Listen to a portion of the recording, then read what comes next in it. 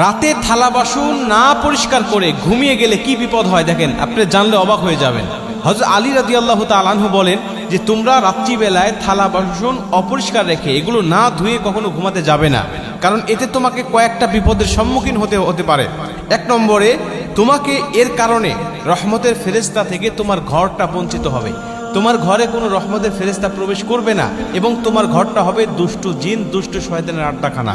এগুলো তুমি পরিষ্কার রেখে এই পাতিলগুলোকে, এই থালা বাসনকে উপর করে এগুলো রেখে তারপরে তুমি ঘুমাতে যাবে।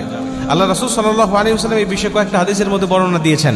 আমরা অনেকে এগুলো হয়তো বা গুরুত্ব দেই না। রাসূল সাল্লাল্লাহু আলাইহি ওয়াসাল্লাম বলেছেন যে তোমরা রাত্রিবেলায় তোমাদের থালা বাসন এগুলো ধুয়ে তোমরা ঢেকে রাখো। কেন? শয়তান সেখানে আগুন জ্বালিয়ে দেয় এবং সেখান থেকে তোমাদের ঘর পুড়ে যায়। এই হাদিসের ব্যাখ্যা বিভিন্নভাবে আসছে। অনেক সাহাবী, অনেক তাবি, অনেকে এর ব্যাখ্যা করেছেন যে আগুন জ্বালিয়ে দেয় বলতে নবীজি এটা বুঝিয়েছেন যে হয়তোবা এর মাধ্যমে শয়তান সেই ঘরের মধ্যে অশান্তির দাবানল জ্বালিয়ে দেয়, অশান্তির আগুন জ্বালিয়ে দেয়। স্বামী স্ত্রীর মধ্যে কোনো মহব্বত থাকে না, প্রেম ভালোবাসা থাকে না, ওই ঘরে কোনো রহমত বরকত থাকে না, ওই ঘরের মধ্যে হয়তোবা কোনো গজবও পতিত হতে পারে। এরকম বিষয় ইঙ্গিত নবীজি এই হাদিসের মধ্যে দিয়েছেন। এবং সর্বোপরি আমরা জানি রাসূল সাল্লাল্লাহু আলাইহি সাল্লাম বলেছেন আত-তুহুরু শাত্রুল ঈমান, পবিত্রতা হলো ঈমানের অঙ্গ। আপনি যত পবিত্রতা থাকবেন, যত পরিচ্ছন্নতা থাকবেন, আপনার ঈমানটা তত বৃদ্ধি পাবে। আপনি থালা বাসন অপরিষ্কার রেখে ঘুমিয়ে যাচ্ছেন মানে আপনি কিন্তু ঈমানটা আস্তে আস্তে দুর্বল হয়ে যাচ্ছে। অপবিত্র বা অপরিষ্কার, অপরিচ্ছন্ন থাকার কারণে আপনার ঈমানটা দুর্বল হয়ে যাচ্ছে। আলী রাদিয়াল্লাহু তাআলা আনহু বলেন এজন্য তোমরা কখনোই এগুলো অপরিষ্কার রেখে এগুলো না ধুয়ে তোমরা ঘুমাতে যাবে না। এতে কি হতে পারে? তোমার রিজিক কমে যেতে পারে। এতে কি হতে পারে?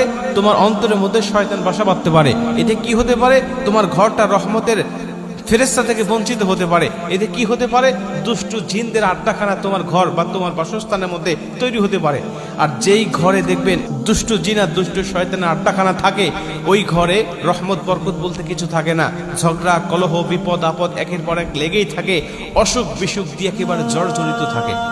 এই জন্য নবীজি যেটা আদেশ করেছেন, নবীজি যেটা হালাল করেছেন, নবীজি যেটা করতে উৎসাহ প্রদান করেছেন, এটার মধ্যে কল্যাণ আছে নিশ্চিত। আপনি ভেবে নেন এর মধ্যে কল্যাণ আছে। আর যেটা করতে নিষেধ করেছেন ওইটার মধ্যে অকল্যাণ আছে। ওটা থেকে বেঁচে থাকেন। আপনি যদি বেঁচে থাকতে পারেন তাহলে আপনি কল্যাণের মধ্যে থাকবেন, আর যদি না বেঁচে থাকেন তাহলে আপনাকে কঠিন বিপদের সম্মুখীন হতে হবে। এজন্য মা বোনদেরকে ওগুলো বিশেষ করে রাত্রিবেলায় ঘুমানোর আগে থালা বাসনগুলো পরিষ্কার করে ঘুমাতে যাবেন। এতে আপনার অনেক কল্যাণ হবে।